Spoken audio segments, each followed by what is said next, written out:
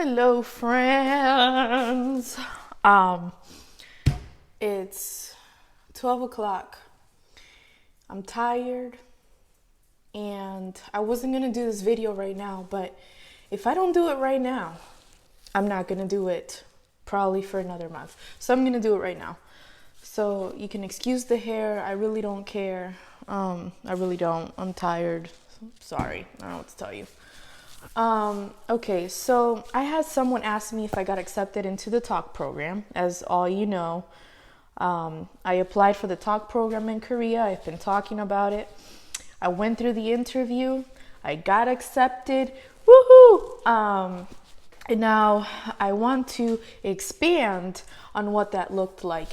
And one particular person asked me how did I feel about that interview. Let me tell you something. I felt like I was dying. Okay? It was the most nerve-wracking thing I've had to do in a while. And my words weren't coming out correctly. I couldn't breathe right. I felt constricted, confused, because I couldn't hear the man. And he was talking so fast, and the connection wasn't so great that I'm just like, what do I say now? And I'm just trying to catch his whole minute sentence while he's talking really fast and has an accent. Mind you, he is Korean. So I was dying. I felt like that on the inside. I know I'm exaggerating. The questions that they ask you are mainly like survival questions, to be honest with you. However, one of my first questions was, I'm a chef, so one of the first questions was, what's a mirepoix? That's a mixture of veggies, and it derives from French cuisine, and it's celery, carrots, and onions. When he asked me that, I was so thrown off that I couldn't answer for like a good 30 seconds. And then it finally came to me. And so I'm assuming that they ask you certain questions to make sure that, maybe you're from where you say that you are, like as far as what you do for work. But a lot of the questions I noticed had how would you feel if this happened, or what would you do? Like one of the questions was, if we put you in an island where there were no foreigners and you were the only one who speak English, how would you survive that? Like, how would you do it? And my answers were kind of like, well, start learning. What you gonna do? Like, they were like that. And because my answers were like that, I felt that they came off cocky. But the thing is, I have gone through some things that just made me have to be resilient and, trust God that he would get me through. So,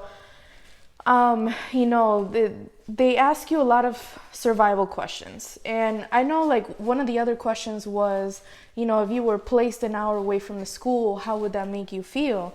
And that answer, I wish I would have answered better. I said, well, I do it here in the States. So, over there, well, I guess it'll be okay. What can we do? It's not okay. I'm in Korea. Like, this is not okay. I don't know how to read Korean. I don't know how to talk Korean, let alone how to ride trains and stuff. I don't do that here. I do it sparingly, and it's not complicated.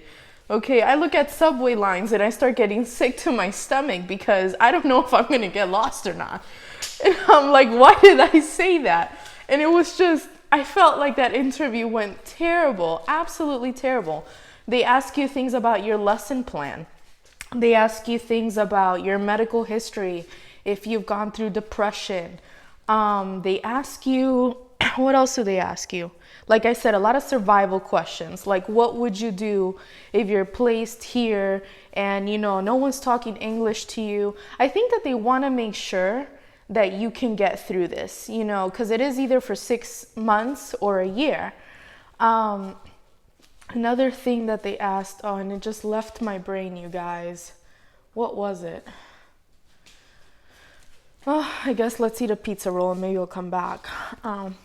Ooh, that's hot. Mm,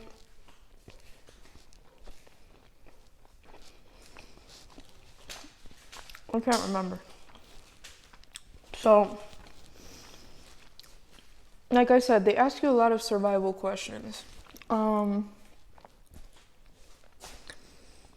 Now, that's what they ask you. Sorry, guys. They ask you if you ever lived on your own.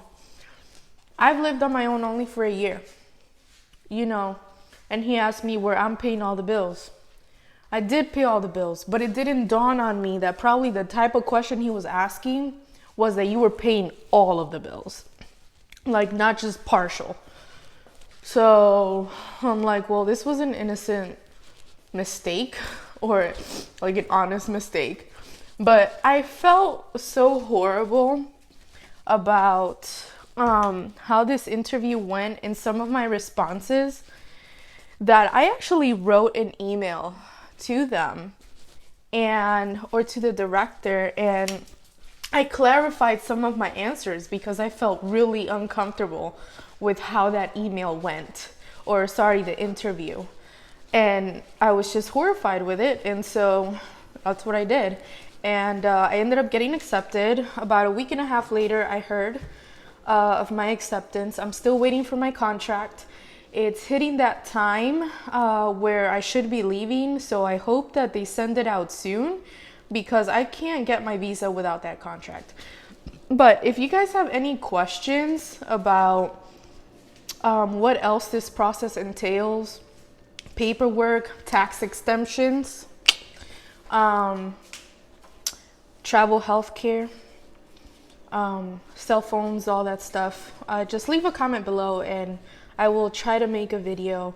I will try to continue to post videos more often. I've just been doing school and full-time work. It's been really hard, so I haven't been able to post a lot, but I am slowly accumulating. I don't know if you can see it. Yeah, there we go. Slowly accumulating some of the things that I'm taking to Korea. And if you want a video of what things that you could take for this program,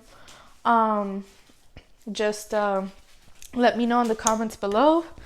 Subscribe if you want or don't. That is okay. And I will talk to you guys later. Deuces!